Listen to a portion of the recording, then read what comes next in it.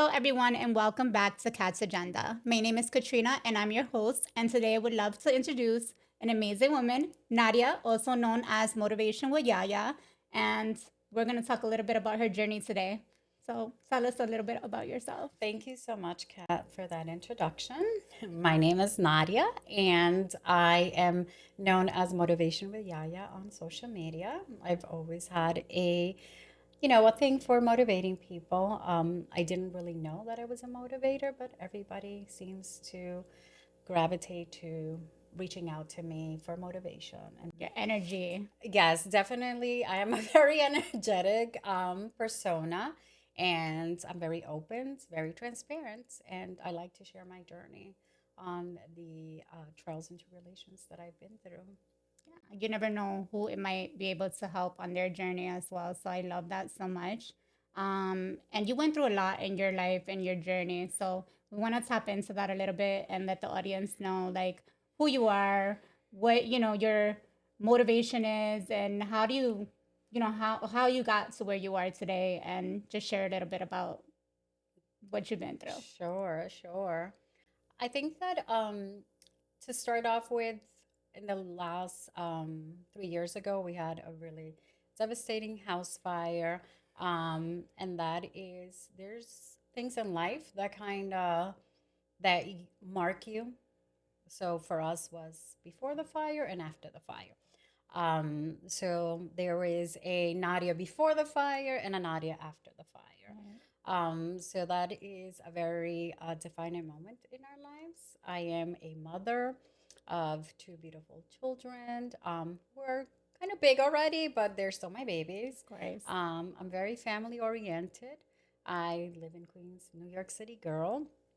I am in the dating scene also in New York City. So that's Fun. always so interesting.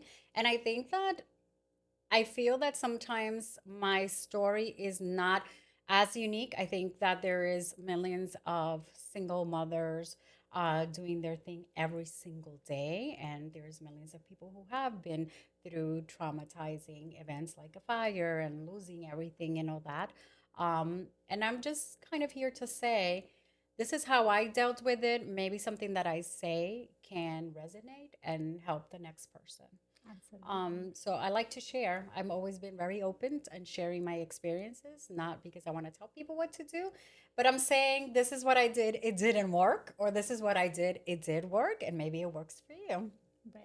That Um, makes a lot of sense. I think, going through traumatizing experiences, a lot of people have different ways of handling things. And sometimes hearing somebody else's story, you don't know, again, who it can touch or who it can motivate to be able to get through it. And that's one of the reasons why I started this podcast, to be able to have people like you share their story and their journey, and kind of be an inspiration to others. Thank you. Thank you. Yes. And it's a little hard because sometimes I'm like, well, what's so special about, coming through the fire and rebuilding your life and getting a nice hobby out of it and everything that came out of that. But I understand that a lot of people have not been able to transform themselves after something traumatizing. Right. It was a time for me to put everything in perspective.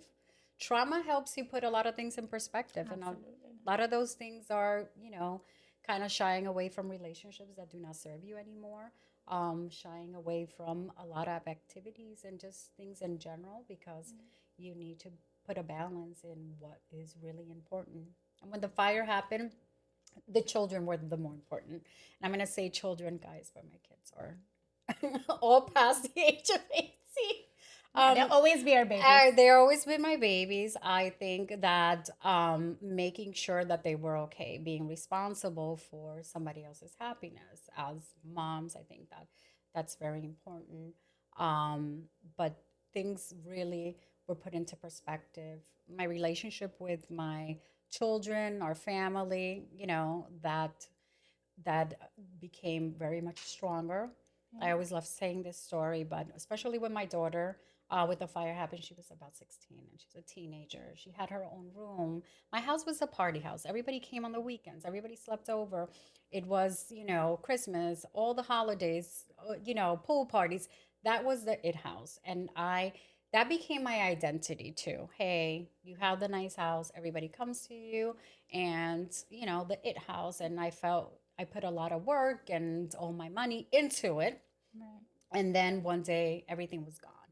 And it was kind of like lost my identity. Like, hey, it's I summertime. get What? goosebumps just like thinking about it. Yes, Yeah. exactly. And fortunately, there were, nothing physically happened to any of us. So I understand that that was, a blessing, and that's something that not a lot of people can say.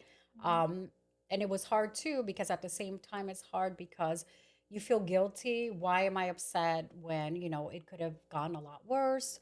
We could have been hurt. Somebody could have died. Yeah. Honestly, Yeah. it's the truth when you hear a lot of the stories. Um, but that was my reality. And I never forget when one of my friends, I was so frustrated, and it was just everything was happening. I was being sued. I am currently being sued by one of the firefighters. What?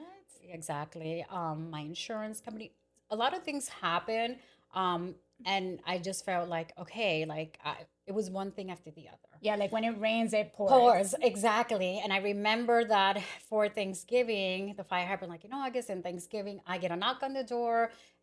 We had fortunately found a place to live, my sister and myself. I live with my whole entire family, a nice Latina family where everybody lives together.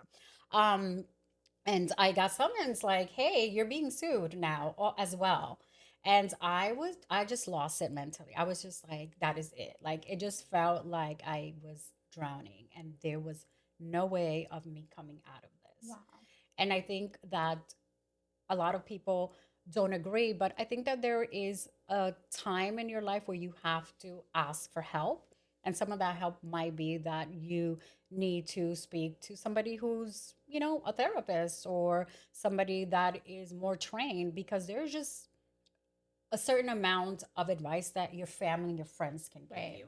The support is there. People can support you, but there's work that needs to be done within you so that Mm-hmm. you can. So I'm a firm believer in mental health and getting the help that you need any way that you can. Right. So after that letter, I think it was like a week after, I was like, I'm done crying. I'm done being depressed. I'm done.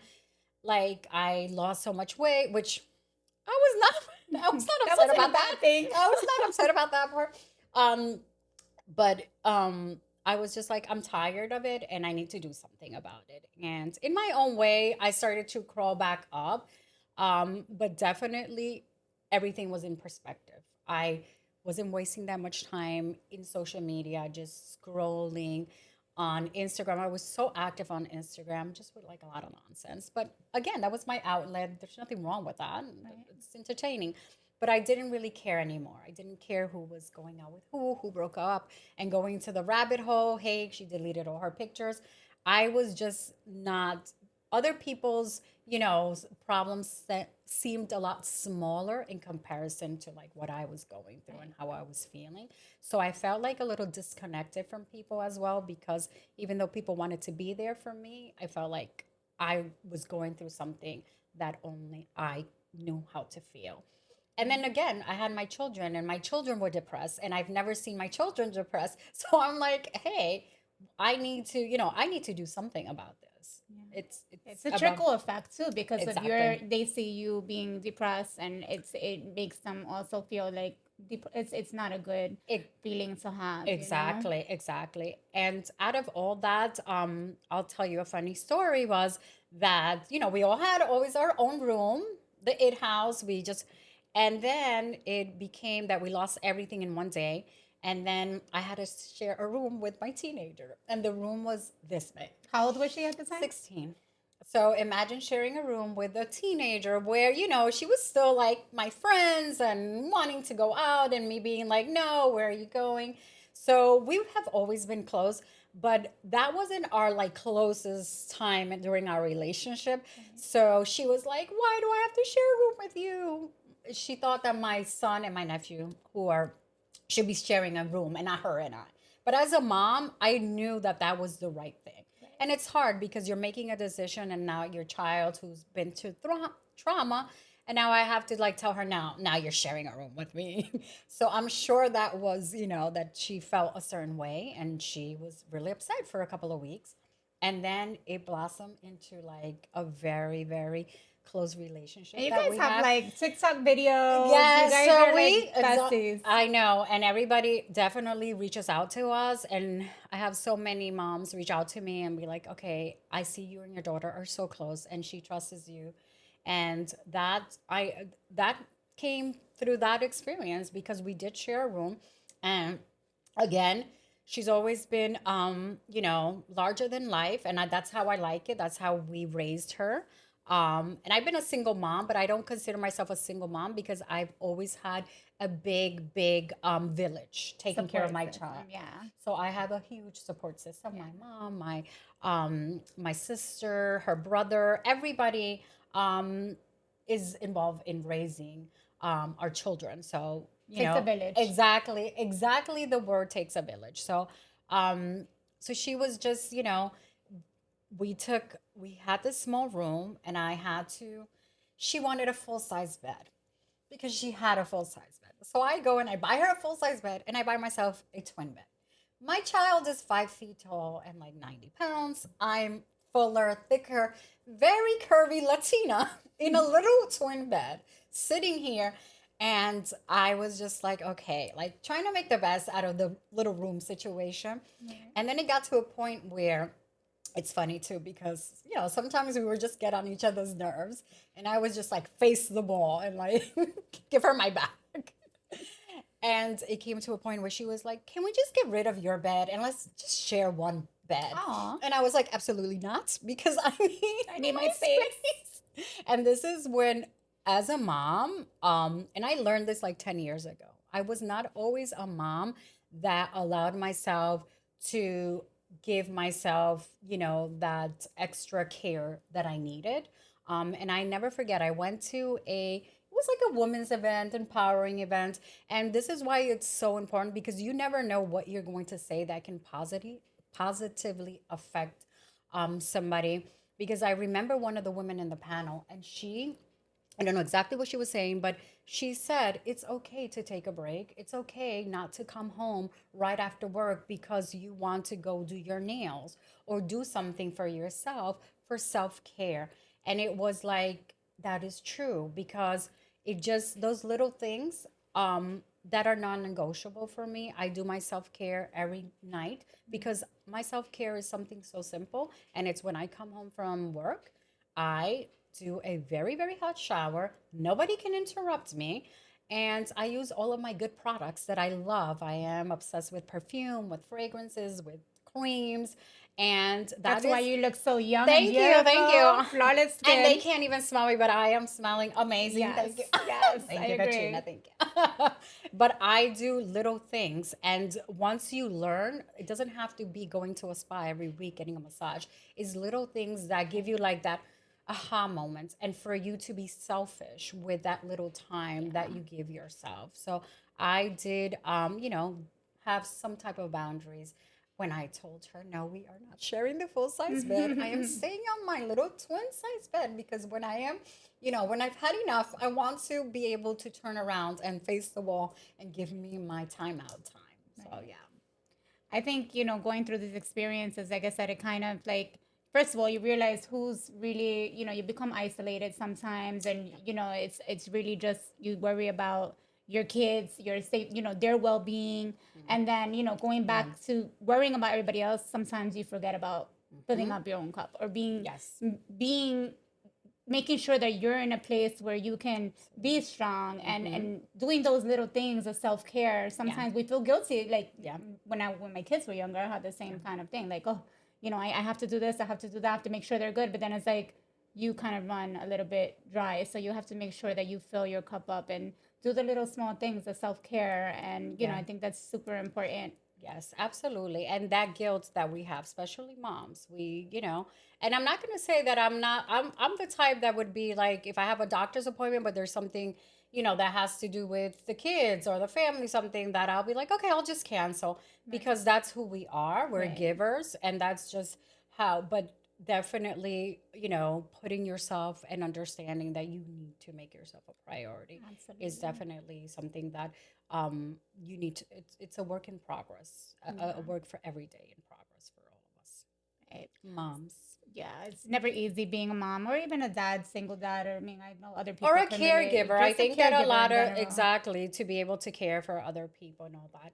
Um, when I think about also when we say that having your support team and people, I think that I have a very good support team, friends, family. I One of the things that I always say and that I explain to people is it's also a two-way street. And I learned this because people showed up for us. A lot of people did GoFundMe, Nice. which I did not want. That was three people created GoFundMe's, which I made them delete because I was like, absolutely not. I don't want to GoFundMe. Um, but people really showed up for us in a lot of ways. And I think that a lot of people were like, wow, my God, so many, they have so many people that love them and all this. It's a two-way street because I'm not saying, hey, people were coming out because we've always been good, but the type of relationships also that you've built with people throughout your lifetime speaks a lot about when people show up for you because people genuinely felt a connection to us or had some type of story or connection where there was, where something that we experienced together or that they felt very compelled to be generous or Right. even knowing through friends of friends knowing about, hey, this is such and such's best friend or Right. friend, this happened to her, she's honestly a good person and I know that. Right. So that is very important that when you're, that people that you build your relationship with Right. people because um and the other thing that a lot of people say too is like, oh, this person wasn't there for me or when this happened. Right. And sometimes you have to think, was that person there for you before? Right. And what No. would change now? Exactly. And I think that people have this misconception too of if somebody that you speak to two, three times a year and they reached out during a time like maybe somebody passed away in your family or something happened to you, you were sick, and then you don't hear from them until two or three times more. That's normal. That's relationship that you have with that person. Right. So I'm very big on looking at things from both sides, not only one sided because as we know, things are not one sided. Yeah. Yeah. I Oh, always also say the fire really changed everything, put everything into perspective, help build relationship, but it could have been a little bit less dramatic. Let's let's put the drama a little bit less because I always say the universe wanted to show me lessons. Next time a little bit less dramatic would be fine. yeah. I think again, you were stripped away kind of all your belongings you had. So how did the fire happen, if I may ask? Like Ah, it going was back an to that. electrical fire. It happened in the boiler room, and it engulfed the house completely in seconds.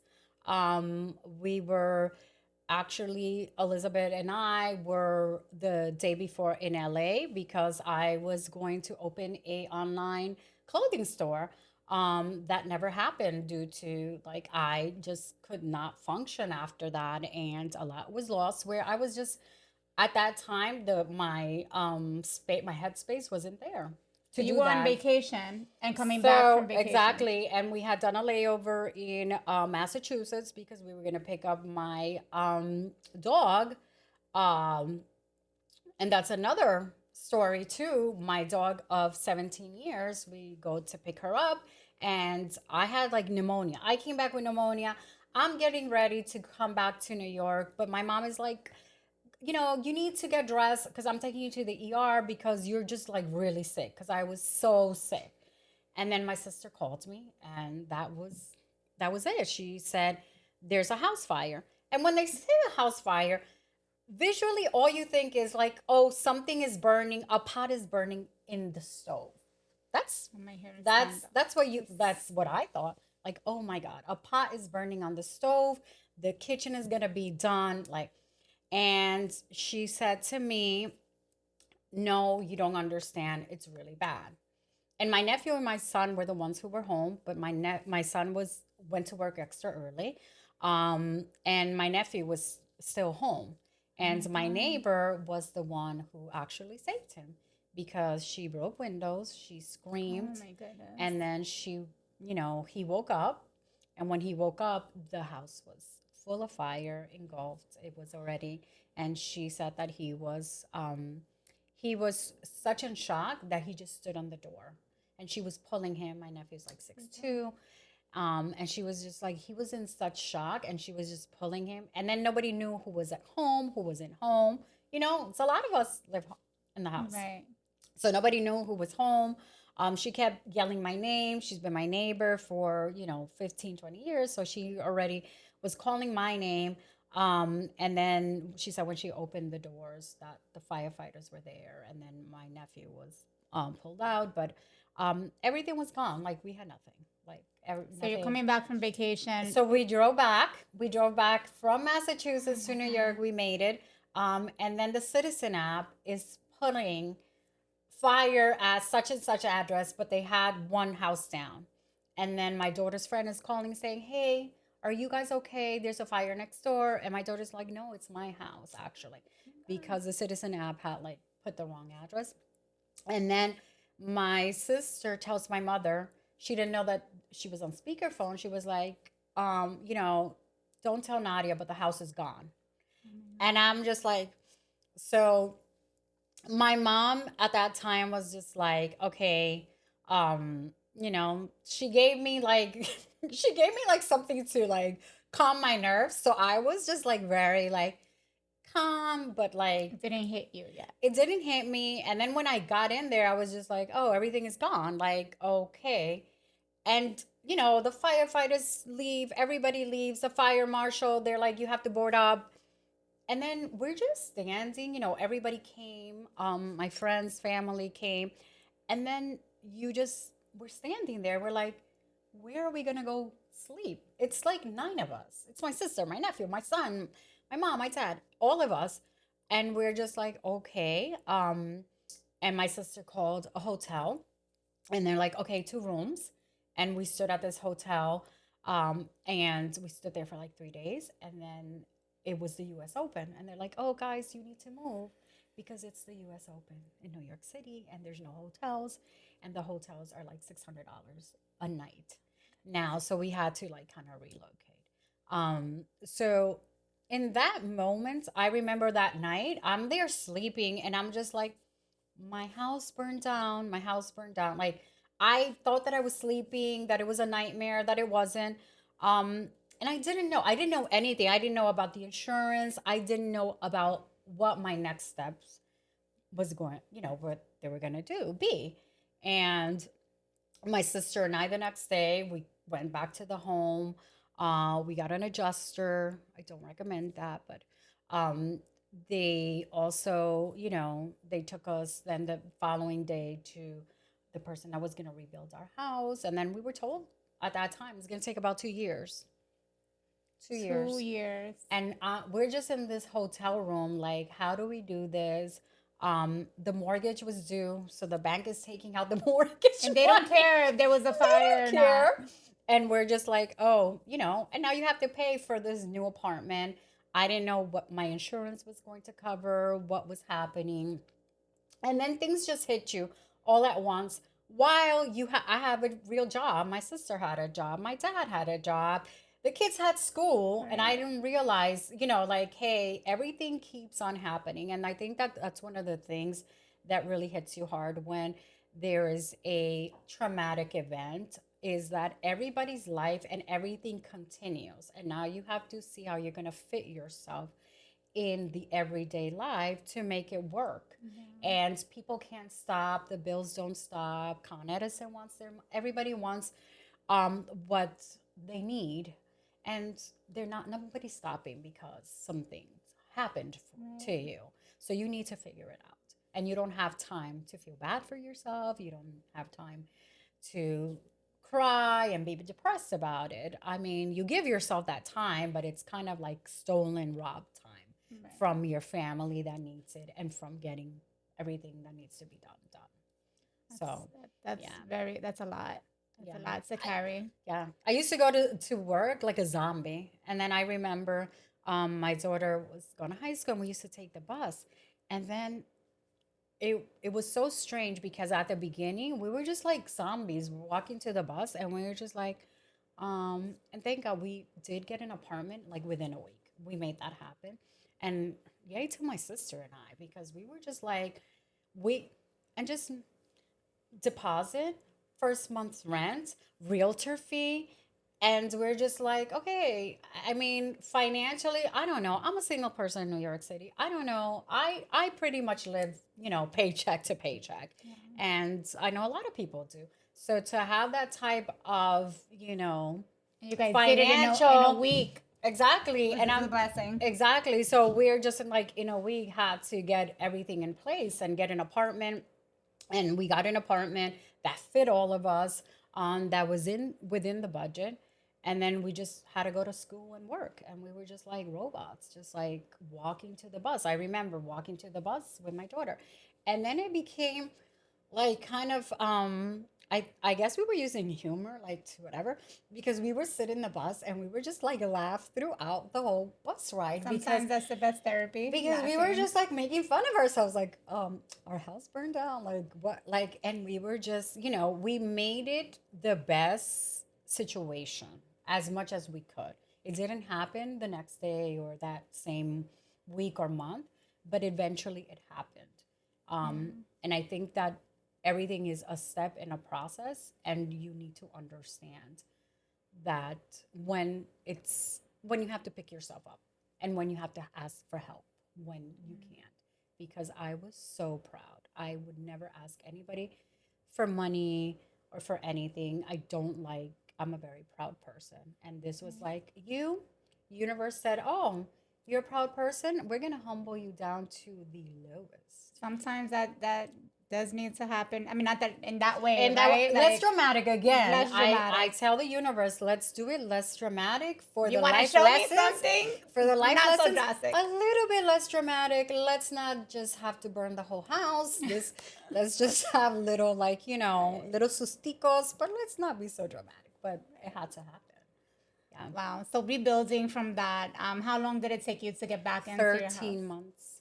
So there 13 was months. 13 months in, yes, in an apartment that was not what we were used to. And again, also, we were used to, I had my laundry machines, the driveway, all this, and you don't understand your little things that are so convenient for you when you don't have them.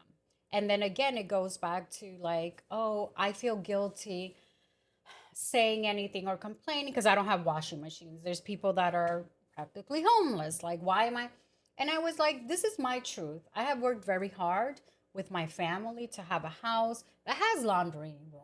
And I have not taken vacation in a long time so that I can pay bills and have a house that is of a certain Your sacrifices. exactly. So one of my friends one time said, that's your reality. That's not your fault. Other people decide to travel and to have other luxuries in their life. You've invested everything, you live a lot of people in the house so that you can have a house in New Right. York City.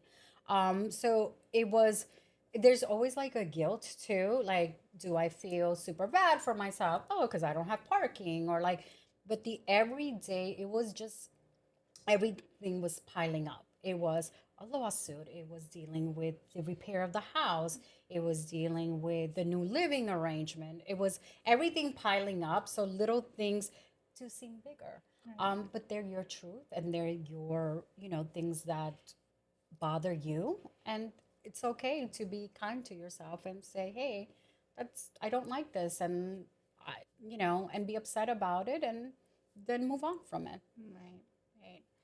All right, guys. So we're gonna come back. We're gonna take a break, and we're gonna have Yes. so many more amazing questions, and uh, you talk about your journey more when we come back.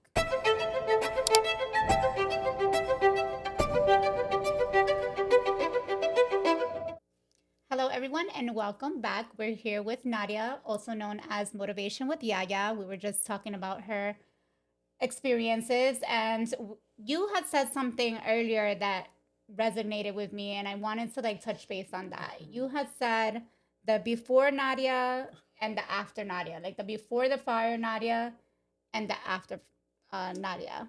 Talk a little bit about that. So my daughter likes to call it the nice Nadia before the fire, and then the more honest Nadia, Nadia after the fire. Um, I think that this goes back to before the fire happened. I was very much a people pleaser. I was probably in relationships, especially romantic relationships, that were inconsistent and with people that weren't showing up for me the way that I wanted to. And I was accepting of a lot of things. After the fire happened, it was a shift in me, and it was like a switch. It was not a gradual shift. It was very, very much like Like like a this. on and off switch. That was like a switch where I became so intolerant to anything that was not serving a positive purpose in my life, and that was especially when it came to my inner peace. I was doing a non negotiable with everything. Um, and what happens is that's just called boundaries. I developed boundaries from one day to the other. And I definitely recommend everybody to have boundaries Yes. because, and I know that it's, we play around the bad, the mean Nadia and the good Nadia. And good, it was because I was tolerating a lot of things. Mhm. And if you are a yes pleaser and a people pleaser and always saying yes and accepting things that you're not okay with, then you are, a nice person. Everybody thinks you're nice. But as Right. soon as you put your boundaries and you start saying, no, I am not accepting that, or no, you know what, I can't actually, go out of my way today and take you here and there because I'm tired. Right. And that happened very fast. And it was because my priority right away was my kids' happiness, being safe. I needed a place to, I needed a home.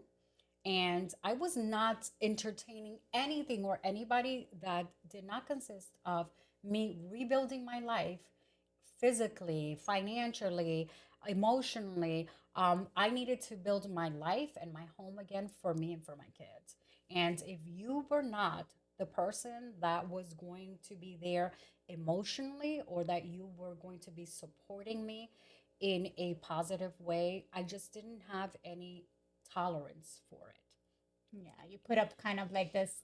You it's like after losing everything, like no, I Exactly. can't. There's Ex- no way I can accept like bare minimum ever or Exactly. And the more that I went and I was able to, kind of every time I went through a hurdle and I was able to even get in the apartment so quickly on my sister and myself, I felt like, wow, I did that. right. And putting yourself in that position, if I'm especially in my romantic life, if I can be with a partner who can step up to the plate and help me the same way that I do for myself and for my children, Right. then I don't feel like you're a partner, you're just another person there. So I just felt like, hey, I'm getting over all these hurdles and I am working so much, and there's so much work in my inner self, and there's just so much work to be done. I just didn't have the time or the energy or the want, honestly, to work on other people or on other anything that was not directly on getting my life back together. So there was very limited space, even for people that I really, really cared for, because, to find your way back to me, you had to be supportive. It could have been on the sideline, but I was very selfish with my time. And Yeah. then my boundaries, which should have been there from day one.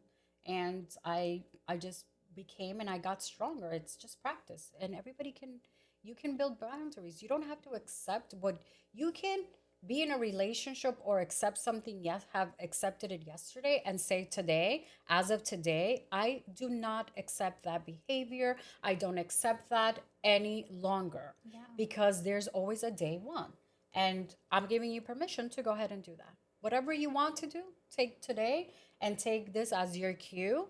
You do not have to continue. You don't have to accept what you were accepting even this morning if you don't want to anymore. Right. That's the beauty of life. Like we have the decision, we Exactly. have, and as a woman, I think anybody just you have the opportunity. Every day is a gift. Like if I don't want this anymore, easier said than done, Done, of right? course, of But course. I think again, after sometimes life gives us these experiences to be like, you Yes. know what? Mm-hmm. If I did all of this on my own, I rebuilt. You basically rebuilt your life from scratch, Mm-hmm.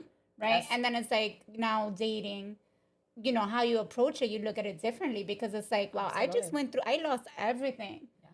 And then, to come back and, I have children, I have people relying on me. And if I'm going to entertain like anyone, how do you, how do you do that when you're Mm-hmm. literally in a place where it's like, I Mm-hmm. have literally started from scratch. I'm doing this Yes. on my own. And now, Yeah. so how do you approach dating now? Like Oh, after the everything that you've gone oh through. my God. Okay.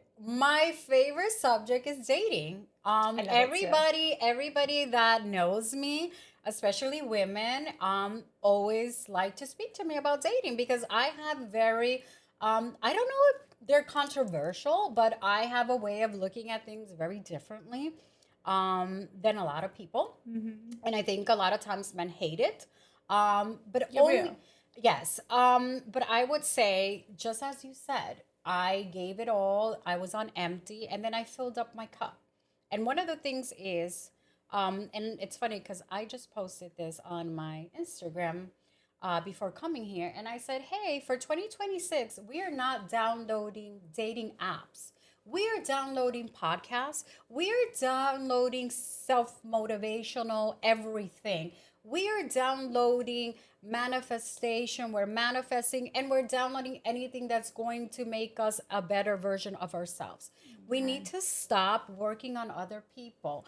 Again, I think as women, we're nurturers. We always want, we think we can repair things. We think that we take certain relationships with men as if they're our children and we want to fix it. Mm-hmm. There is no fixing anybody. Yeah. Because imagine how hard it is to fix yourself. Look at all the years that it takes you.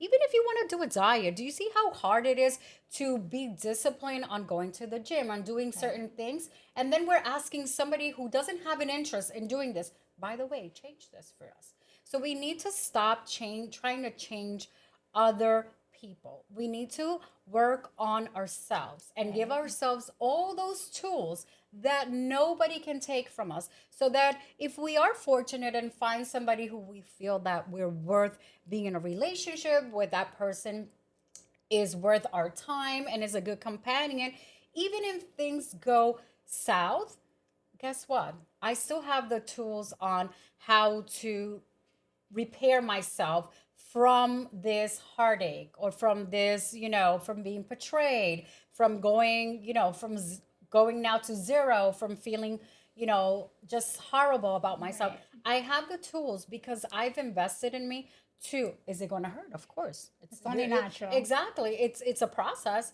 but you have the tools in you that nobody can take. And I Right. think that I know that right now it's so popular. I keep on seeing this couple that the guy cheated on the woman. Everybody's she's so beautiful, she's so talented, they have money and this and that. Okay, it happens. But the one thing nobody can take is she's a successful businesswoman. Yeah. Nobody can take from her that she can walk away from this marriage that no longer serves any of them. Whose fault is it? Who knows? They grew apart. They were together since they're 14 years old.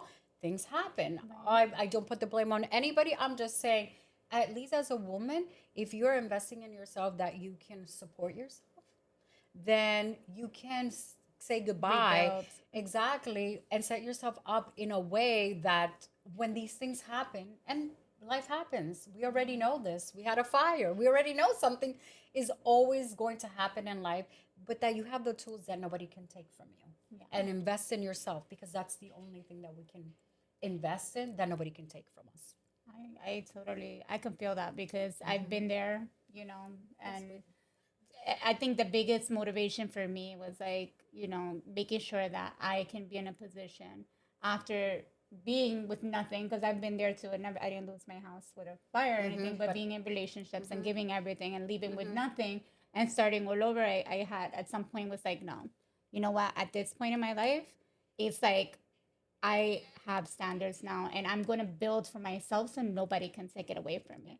You know, my little business, my little home, my little everything was something I built so nobody can take it away. Yes. You know, only God Absolutely. Himself, you know, like Yes. Yes. whatever's meant to be, but Yeah. you become like this resilient, strong person and your Exactly. standards are, Exactly. you know, And I'm glad that you said that, Katrina, because I feel that right now a lot of women are taking the lead in this way because we see more women be business owners, be homeowners, have their own thing, and yes, not have to rely. And I think that because of this, we're seeing a lot that men have to now step up to the plate, not only financially, because now we're doing that, but men right, have to step up to the plate in being more emotionally available, right, being communicators. And that wasn't the expectation. You were a provider and you were the dad. You came home, you gave the paycheck, you pay all the bills, and you did all this. You didn't have to communicate. You didn't have to be a good husband. You didn't have to take right, on dates. You didn't even have to go be the dad that goes into all the games. You were a provider and that was it. But mm-hmm. now we're like, by the way, you have to communicate, you have to Mm-hmm. court us, you have to take us on date, you have to be an understanding partner, and you need to open up. You can't just emotionally detach anytime that something goes wrong and not Right, talk to us and ghosting and all that. We are saying we're not accepting that anymore. yeah, And a lot has to do, honestly, because financially we are independent and we right, don't have to. So mm-hmm. there is a shift that's happening, and things have to change. And I love that for us. Yes, I mean, I love I it. love I it for love us. it. Yes, I it's mean, it definitely sometimes people mistake it as like masculine energy, you know, when it comes to being independent and, you know, people mistake that. But yes. then it's like, you know, we have to be, there's a, you know, when we're at work, it's one person. When we're at home, we're a different person, you know, and when you're dating, it's like, you had said something about dating. I want to talk about that. You had said something and some gems that I like. I wrote down. I got them here in my notes, but I want to touch on. You had said something like the version. Hold up a second. I'm gonna pull it up really quick. I like when Uh, people call me and they're like, "Because I you quote said I this." quote you on this. You had said we were talking about relationships, and you had said, "Look at who you dated in the past. That tells you exactly Oh, where you were mentally at the time. And when you do that, when you did that mental recap, you cringe. So it's like I, you talk about that because I love that quote that you wrote. that is so yes. So what I say is when you do a recap of your relationships, that's going to tell you where you were mentally, how much you loved yourself, how much you were tolerating, Ugh, like yeah. what was your mental space at that time? Because sometimes when I think of things that I have accepted in the past, I cringe. Like I feel embarrassed with Yeah. myself. Same. I just tense up just thinking about certain things. Same. But guys, if you do this, please be very gentle and kind with yourself because this is going to, first of all, if you're cringing, you're already winning because this means that you know this is not right and that there was something wrong and then you can fix it because at the time you thought you were doing the right Right. thing even though you felt like, oh, maybe it's not feeling right. Why, things don't seem like he seems like shady or whatever. No, if you're cringing when you do that mental recap, you already have be kind to yourself and understand. You already know where you were going wrong and Yeah. that it needs to be fixed. And Yeah. always think about that because it's going to tell you what you were accepting. Why Mm-hmm. did I accept that? Like Well, in what space was I that I thought that that was an acceptable behavior? Or like why did I think that that inconsistency and that person pulling away and then coming back like nothing happened and then me, what. thinking it was okay. Yes, and Yeah. or like why did I, forgive certain things that are not, that morally or that are not my deal breakers. Like, and that's just because of your mental space at that time. Right. You were in a bad place. And I don't like to say you didn't love yourself, or you didn't value yourself. I think that everybody thinks that they do value themselves, and we need to understand, again, we're givers. We think that we can fix everything, and we think, hey, I love this person so much and I could see your potential, that I want you to see your potential. No, no, that Yeah. is not our jobs to make sure. And if we're honest with ourselves, I don't love you if I love your potential, because that's never who Who you you were. are. Yeah. Or who you, Absolutely. yeah. That's not who you are. That's So the good. version that I want you to be, because I know that you could get there. But I'm asking you then to change your way of dressing, Mm-hmm. thinking, your finances, put this clothes and put this cologne, and you should have this car because you look, Right. and you should get this second job or invest in this because financially right now you need, we need a little bit more of this. We are falling in love, or we are romanticizing this potential. Um, and I always say this, we have to be honest with ourselves. Once we Mm-hmm. start being honest with ourselves, and I remember I told one of my friends this, you are in love with somebody who is less than desirable. Once you become and you're real with yourself and you say, I love an undesirable person that is not good, and that's who I'm going to love. That's going to change the way of your brain. Instead of being, he's such a good person. It's just you don't understand him. He's been through a lot. He had a traumatic child. No, ma'am. This person has done no work on themselves. This person does not desire to do any work on themselves. Absolutely. You are living with the potential of this person. When you start being honest and you be like, this really is not a desirable person. Yeah. And now you stop covering and are real with yourself. And then things change for you. That is so true. I mean, I think I have been there more than once. I think that that is We all such been a, there, Katrina. yeah. And you looking back, you're like, oh my God, Okay, what, yeah, what, cringe, the how cringe. did I even tolerate that much? So Yes. forgiving. And then, when you do the work on yourself, because I talk about self help all the time, therapy. I did therapy. I've done journaling. Yeah. I like writing. I Yeah. like now the Yeah. podcast. I Yeah. like talking about Yeah. experiences. And I know you're similar, and then being now at our, we're in our Good. upper, upper, mature ages of, Yes. Yes. of, Yes. Yes. of Yes. life. Yes. It changes your perspective, and Absolutely.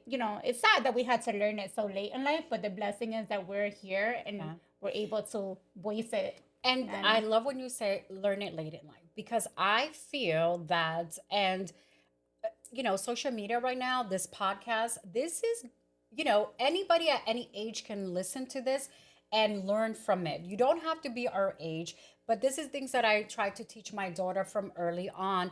And I love that she has her boundaries. She is a person that she does not bend her boundaries, not even for me. If good, she's yes, tired, she will say, I cannot take you because I am tired. I need to.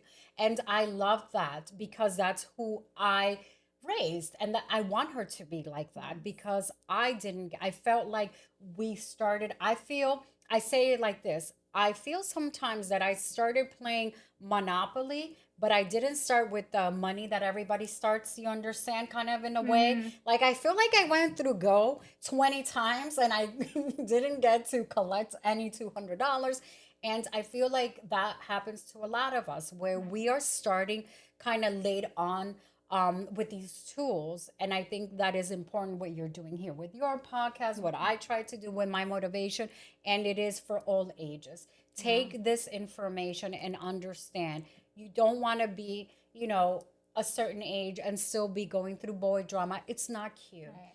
You don't want to be, at any age or any time in your life, having to deal with the same things. You want to learn, but it's so much easier to it gets easier when you have this foundation from an earlier on. Yes, And not a lot of us can say that, but we take it now and we run with it. yeah. I know too. And be able to teach our children. Exactly. And I have that's boys, but exactly. it's you have a boy and a girl, Yes, and absolutely. our children Yes. are very well versed. Yes, yes. But yeah, I think like it's so, if we know, like I always say, if we know what we knew back then, Then, well, we'd be in a different place. But then again, it's a blessing, because if we didn't learn those things exactly, the and we heart. didn't go through those Yeah, trials yeah. and tribulations and those heartbreaks and those traumas and everything that we've been through, then like even our children wouldn't have been able to see Exactly. different versions of what they don't Wait, want in their life either, or what exactly. their standards are higher because of Because this, and absolutely, I love that. absolutely, I love yeah. that for our kids.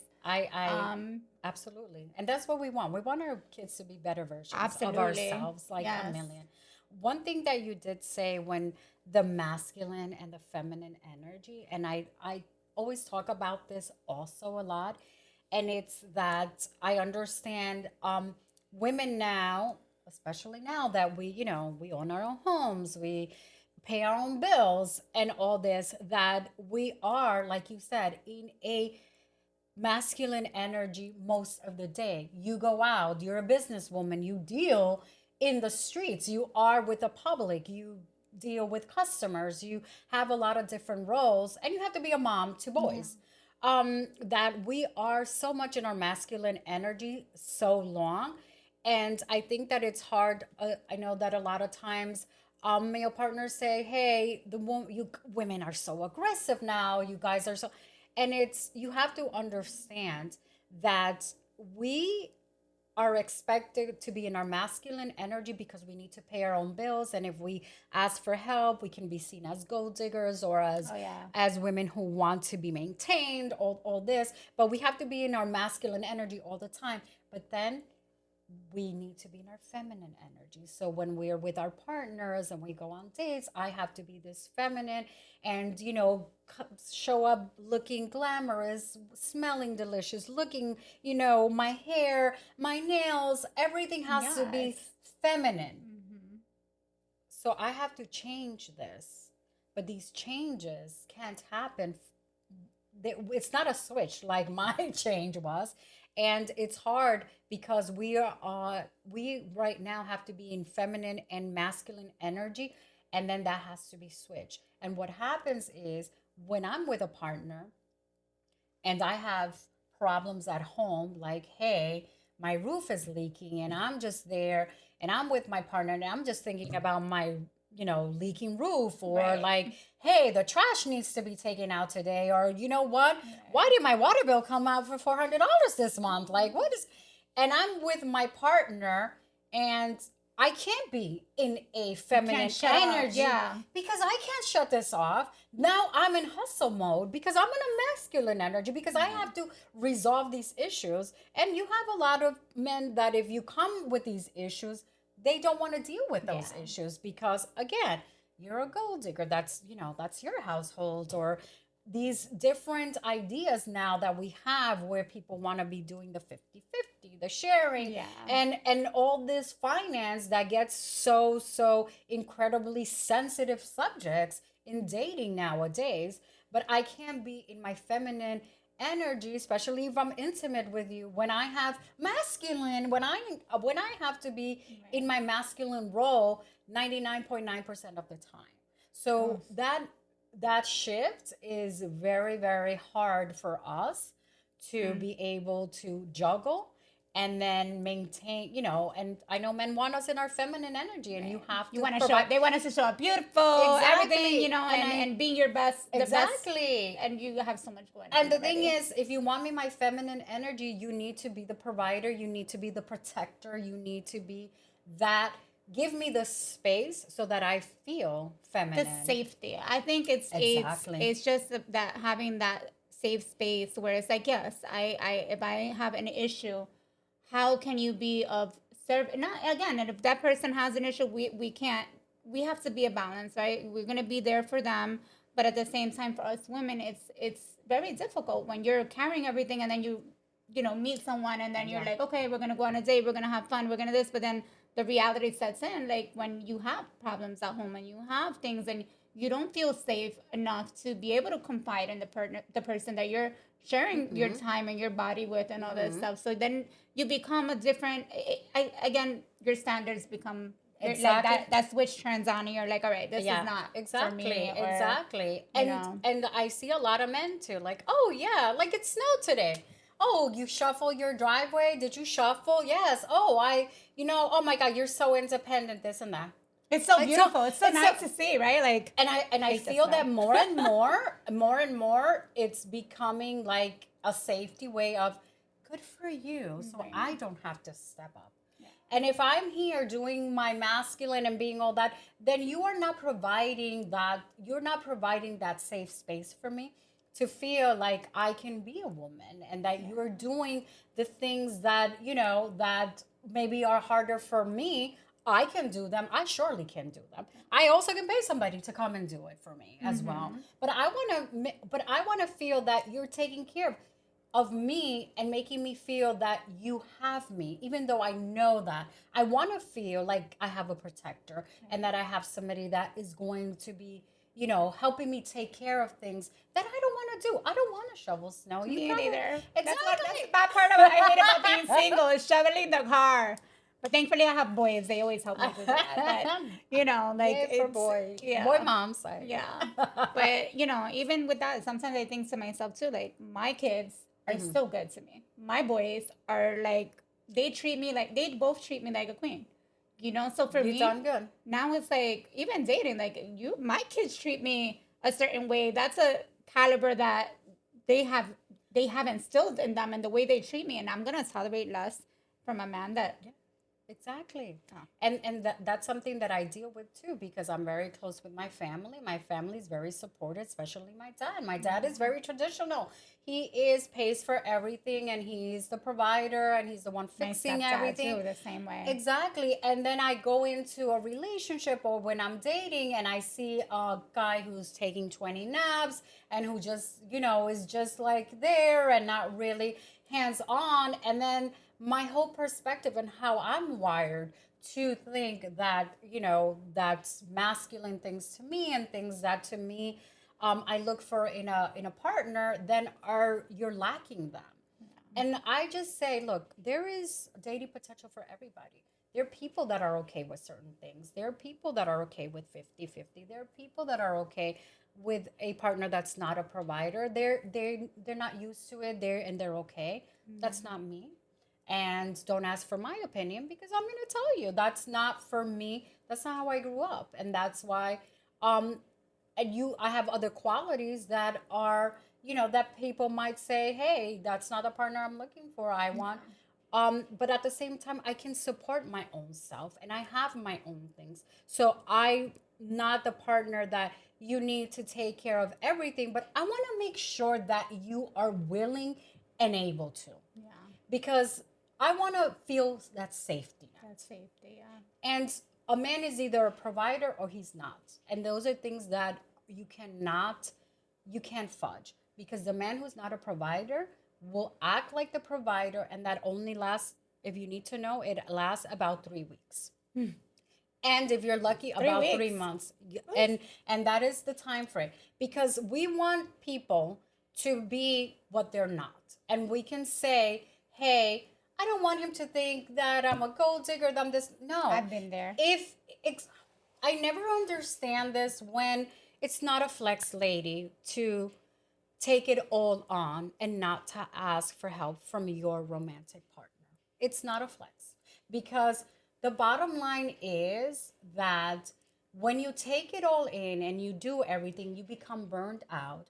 And then you know what comes? Resentment comes because then you are resentful that you have a person that is not actually helping you. And if you're coming from a household where the man was not like that, you're going to start resenting. And then you're, internally taking all that in, and then it's going to eventually come out. And a man that's a provider is going to be a provider. And a man who's a provider, you can never take that away from them. And a man who wants to help, um, also, he might be not speaking your love language. Being a provider is part of acts of services.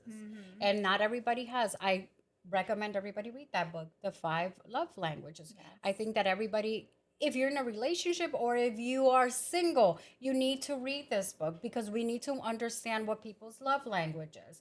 Because if mine is act of service, then a person that is always touching me and always giving me kiss might not be my thing. I Right. might want somebody who can change a light bulb for me.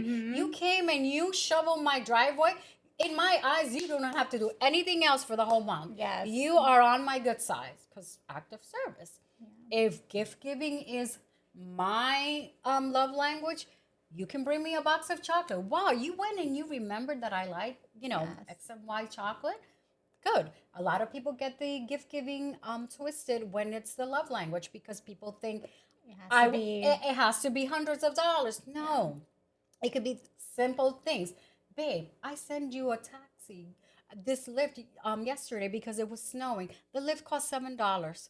What It's an the act little of things. The little what of things. act of service. You gain Yes. so much points, and I think that especially in men don't understand also that we are about little things here and there. Mm-hmm. But it's important that you know what your partner's love language is because Yes. I think that this is where you see people say they were together for 20 years And and they then didn't even know anything about what he their love went language is. and now he's with this person and he's the happiest and he's doing everything that you never did for this person. Mm. And a lot of times it's because this person is speaking his love language, which you didn't. You thought that cooking, cleaning, doing X, Y, and Z every day was his love language. And that was never his love language. His Mm. love language was more affection. He was, you were not as affectionate as you can.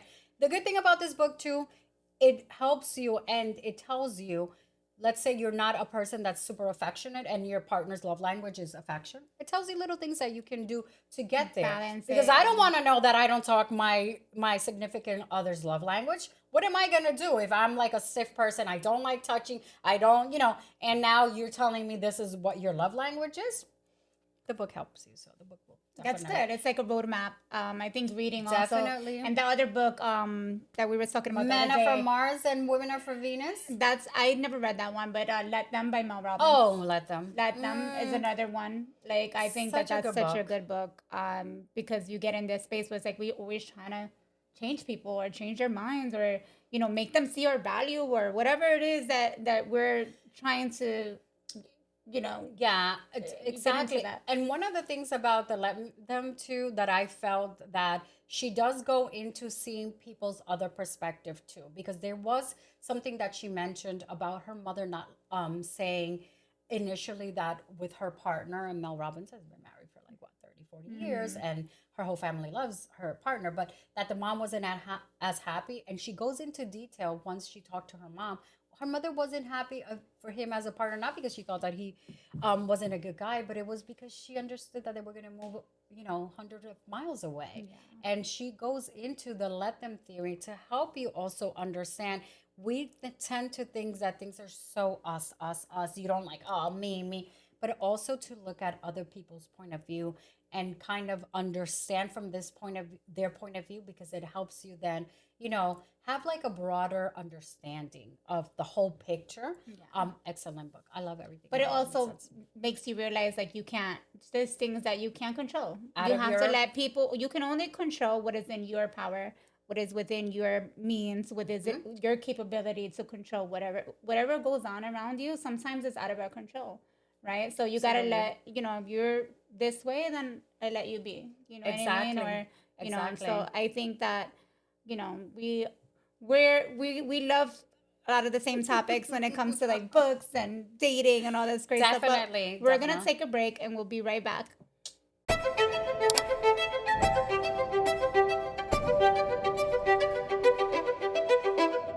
Welcome back, everybody. So we just had an incredible conversation with Motivation by Yaya, and we're gonna be wrapping things up. But where can followers find you? Where can they find Motivation with Yaya? They can find me motivation underscore with underscore Yaya in all social media platforms. It's the same handle on all. I am going to be also starting my own podcast. Yay! And I'm going to be talking about everything: relationship, dating in New York City, being a mom, also, everything, my obsession with perfumes, my Mm. hobby with baking cookies, decorated cookies, and my journey with fitness as well. So Yeah, thank you so I'm much for looking having me. forward. I'm looking forward to this. We're looking forward to being a part of that journey as well. Thank you. And yeah, if you guys want to follow her, definitely follow her on TikTok. She has amazing content with her and her daughter. I love watching it. It's so cute. Very inspiring. And yeah, so And if you or anybody that you know are looking to start a podcast or to be on our podcast, please feel free to reach out at catsagendapodcast@gmail.com or reach out through any platform.